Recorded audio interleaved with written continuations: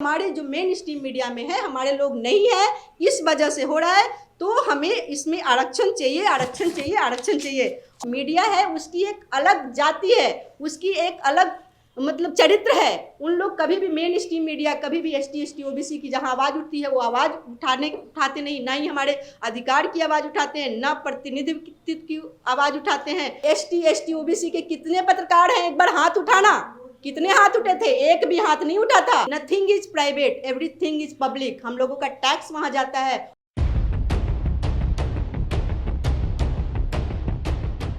आज जो विषय है मेरा, जिस विषय पे मैं चर्चा करना चाहती हूँ आप लोगों के माध्यम से, मैं देश के कोने कोने में जिस बात को पहुंचाना चाहती हूँ वो है जो प्राइवेट मीडिया है उसमें SC ST OBC and minority का आरक्षण, रिप्रेजेंटेशन, हक अधिकार मिले।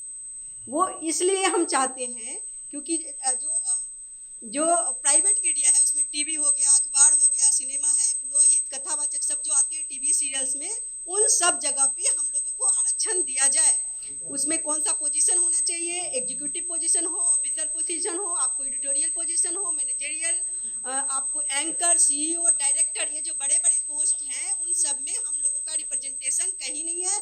तो आप लोगों के माध्यम से मैं आप लोगों के माध्यम से सरकार से अनुरोध करती हूँ कि वो एक कानून बनाए जिससे कि सिस्टेमिक रिफॉर्म हो, इंडस्ट्रियल फ्रेमवर्क बने और हमें मीडिया में एसटी एसटी ओबीसी माइनॉरिटी को आरक्षण मिले। ये एक हमारा लेजिस्लेटिव राइट है। हम किसी से कोई भीख नहीं मांग रहे हैं। आप लोग ये पूछ रहे होंगे कि आखिर मीडिया में हमें आरक्षण क्यों चाहिए, क्योंकि ये प्राइवेट संस्था है। लेकिन मैं आप लोगों को आज बताना चाहती हूँ कि nothing is private, everything is public. हम लोगों का टैक्स वहाँ जाता है। और जो अभी 60 लाख करोड़ जो पिछले दिनों हमने चर्चा की थी कि जो ठेका दिए जाते हैं, प्राइवेट ठेका, उसमें जो गवर्नमेंट जो है लगभग 3% उसके एडवर्टाइजमेंट के लिए निकालती है अलग से। तो अगर उसका 1.5% भी लिया जाए तो 1 लाख करोड़ से ज़्यादा वो बजट होता है। व्यूअरशिप भी हम ही है, 90% लोग जब हम हैं तो हमारी व्यूअरशिप से उनको जनरल रेवेन्यू भी जो मेन स्ट्रीम मीडिया है उनको जनरेट होती है।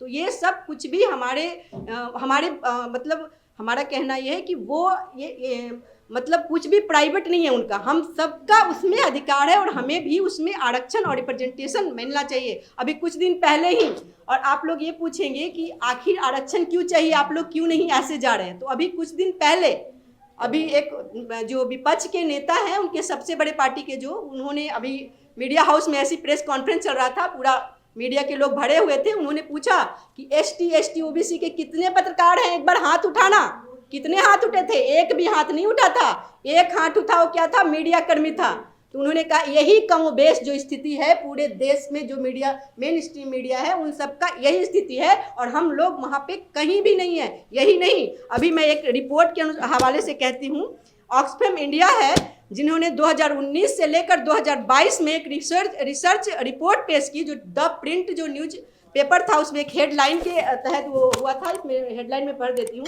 Who tells our story matters, representation of marginalised caste group in Indian media. इस हेडिंग के तहत उन्होंने जो निकाला था तो उसमें एसटी एसटी ओबीसी का वो कैमरा उठाने वाले और दरी बिछाने वाले को मिलकर हम लोग 4% थे।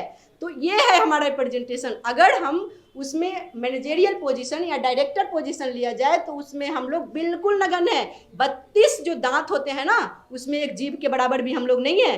तो हमें अधिकार चाहिए, रिप्रेजेंटेशन जो संविधान ने अधिकार दिया हमें। आप सबको पता होगा कि मीडिया देश का चौथा स्तंभ है, उसमें ये चौथी शक्ति है। हम एसटी एसटी ओबीसी माइनॉरिटी को प्रतिनिधित्व चाहिए, हमारा आवाज़ उठाने वाला चाहिए। हमारी जो आवाज़ उठती है उसको वो मिसगाइड करते हैं, उसको दूसरी तरफ लेके जाते हैं, क्योंकि वो जो मीडिया है उसकी एक अलग जाति है, उसकी एक अलग मतलब चरित्र है। उन लोग कभी भी मेन स्ट्रीम मीडिया कभी भी एसटी एसटी ओबीसी की जहां आवाज़ उठती है वो आवाज़ उठाते नहीं, ना ही हमारे अधिकार की आवाज़ उठाते हैं, ना प्रतिनिधित्व की आवाज़ उठाते हैं। और इस तरह से एक बात और मैं बाबा साहब का ही कोट कर कहती हूँ, जब बाबा साहब ने संविधान लिखा था तो उन्होंने मीडिया के लिए अलग से उन्होंने प्रोविज़न रखी थी। उनको जो प्रिंट होकर के जो पेपर आते थे जिसमें न्यूज़पेपर छपते हैं उस पेपर की अलग से उनको रिबेट मिलता है, उनको सब्सिडी दी जाती है, वो प्रिंट जो होता है उस पर भी सब्सिडी मिलती है। यही नहीं, उनको पता था बाबा साहब को कि मीडिया का जो देश के लोकतंत्र में बहुत बड़ा योगदान है, इसीलिए उन्होंने ऐसा उन्होंने प्रोविज़न किया था। जब उन्होंने बाबा साहब ने ऐसा प्रोविज़न किया था तो उन्होंने कभी नहीं सोचा था कि जो आने वाली जो मीडिया है वो मीडिया हम लोगों की आवाज़ को बिल्कुल भी दबाएगी। आज सर भी अभी बात कर रहे थे, जातिगत गणना हम लोगों का मुद्दा है, वो कहीं उठाती है? कहीं आपने पैनल में सुना है कि जातिगत जनगणना पे डिबेट हो रही है? कहीं आपने सुना है कि कॉलेजियम सिस्टम पे डिबेट चल रहा है या पैनल बैठी हुई है? कभी नहीं। जो भी पैनल बनते हैं वो पैनल में भी वो एक ही सारे लोग बैठे रहेंगे और हम लोगों की चर्चा करते होते हैं। तो क्या हमारा अधिकार है इस वजह से, और इसको आरक्षण से मिलने से क्या फ़ायदे हो सकते हैं?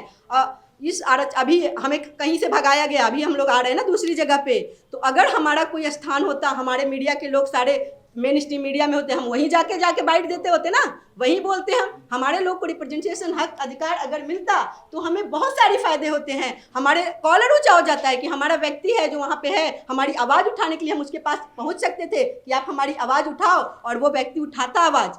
तो ये हमारे जो मेन स्ट्रीम मीडिया में है, हमारे लोग नहीं है, इस वजह से हो रहा है।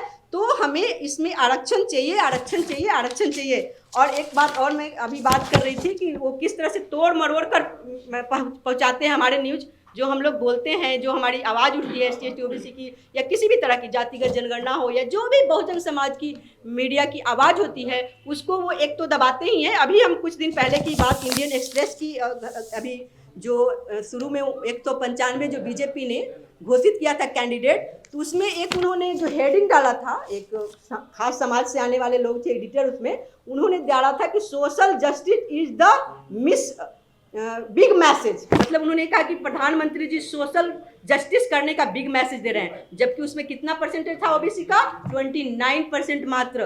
तो 29% जनसंख्या है ओबीसी की, 63% जनसंख्या अभी बिहार की आप ले लीजिए कास्ट सेंसस। तो ये इस तरह से मिसगाइड करते हैं। यही नहीं, आपको अभी सूर्य प्रकाश का उदाहरण लीजिए, सूर्य प्रताप जो अभी सूर्य कुमार यादव है ना, वो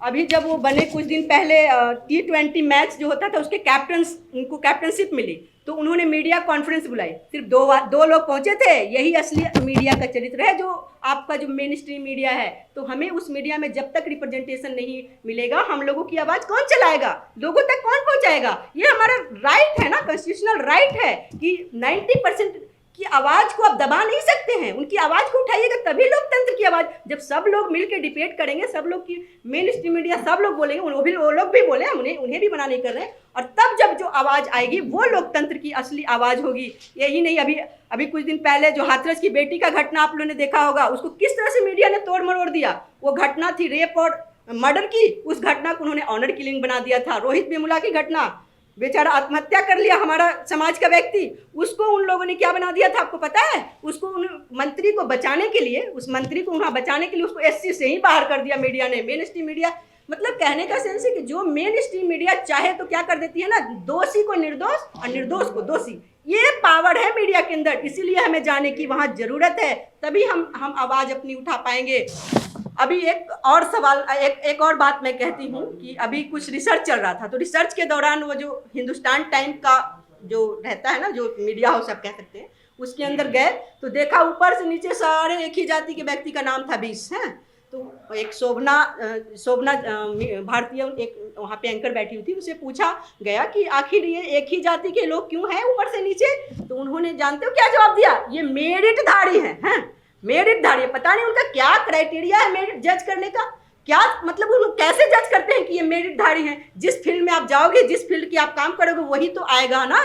तो वो मेरिटधारी, यही उनका जजमेंट है कि उनके चाचा भतीजा ताऊ, उनके जातिधारी वाले सारे लोग वही होते हैं, उनको बिठा लेते हैं अपने यहाँ, यही मेरिट का उनका क्राइटेरिया है। इतना ही नहीं, उसके बाद अगर उन लोगों को इतनी मेरिट है तो आपका किस में है? कॉलेज में, यूनिवर्सिटी में, मीडिया में, जुडिशियरी में, सिनेमा में, खेल, ब्यूरोक्रेसी, बिजनेस, सिनेमा, सब जगह तो वही है। फिर तो हमारा देश एकदम बहुत उत्थान पे पहुंच जाना चाहिए था। कहाँ है हम लोग?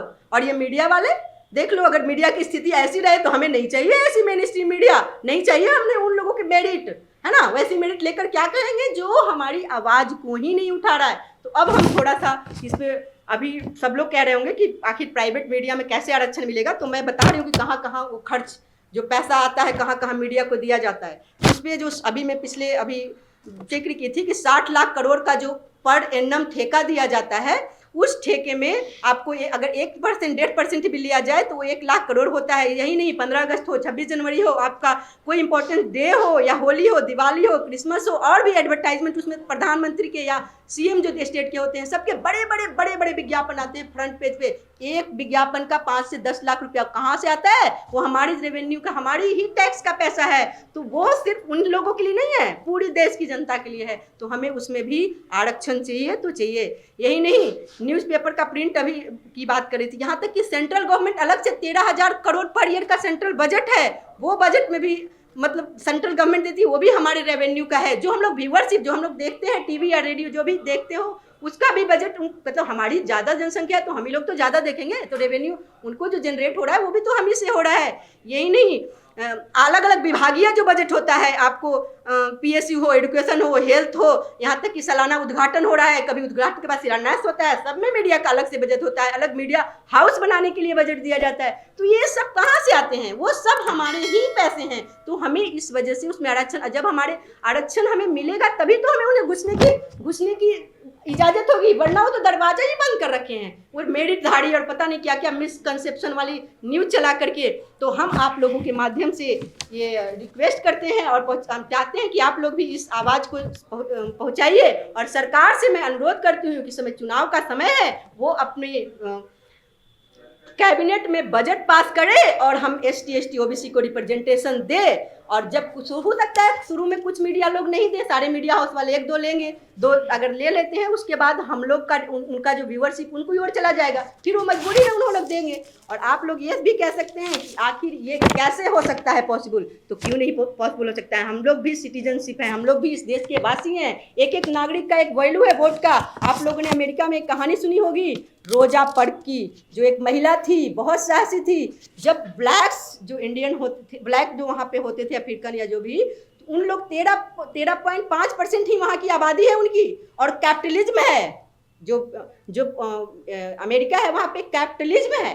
तो भी कैपिटलिज्म के होते हुए भी उन्होंने मनवा ली बात। हमारे यहाँ तो डेमोक्रेसी है, तो कैपिटलिज्म कैसे मनवाया उन्होंने? जब वहाँ पे जो आपके गोरे लोग थे, उन्हीं की बसें चलती थी और वो बैठती थी, कोई भी काला महिला या जेंट्स जो भी कोई बैठता था, अगर वो गोरे आ जाते थे तो उन्हें उठना होता था, है ना? तो वो नहीं उठी, उन्होंने जेल जाना मंजूर किया। हमें भी जेल हो सकती है, कोई बात नहीं, भरेंगे जेल। लेकिन जब तक आवाज़ नहीं उठती, लोकतंत्र में आवाज़ नहीं सुनी जाती है,